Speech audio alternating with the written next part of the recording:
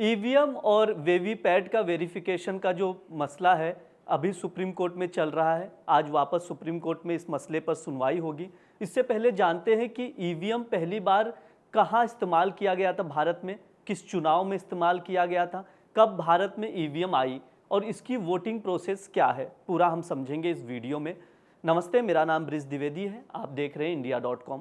आपको बता दें, आज़ादी के बाद से कई सालों तक बैलेट पेपर के ज़रिए वोटिंग होती थी।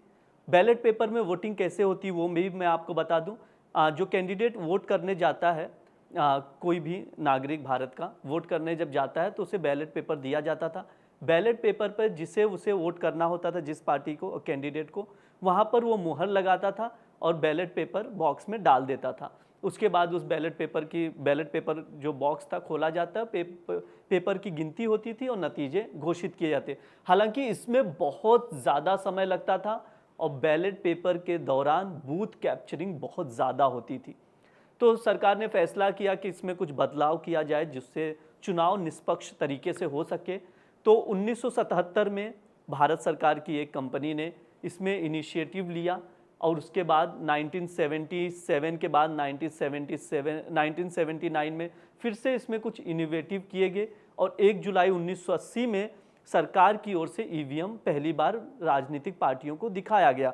उसके बाद दौर 1982 में केरल की पारूर विधानसभा, जहां पर उपचुनाव हुए थे, पहली बार ईवीएम का इस्तेमाल किया गया था। जी हाँ, केरल के विधानसभा, पारूर विधानसभा जो उपचुनाव था, वहां पर 1982 में पहली बार ईवीएम का इस्तेमाल किया गया था। हालांकि ये बहुत दिलचस्प बात है कि इस चुनाव को ही रद्द कर दिया गया। क्यों? क्योंकि उस समय मशीन के इस्तेमाल को लेकर कोई भी भारत में कानून नहीं बना था।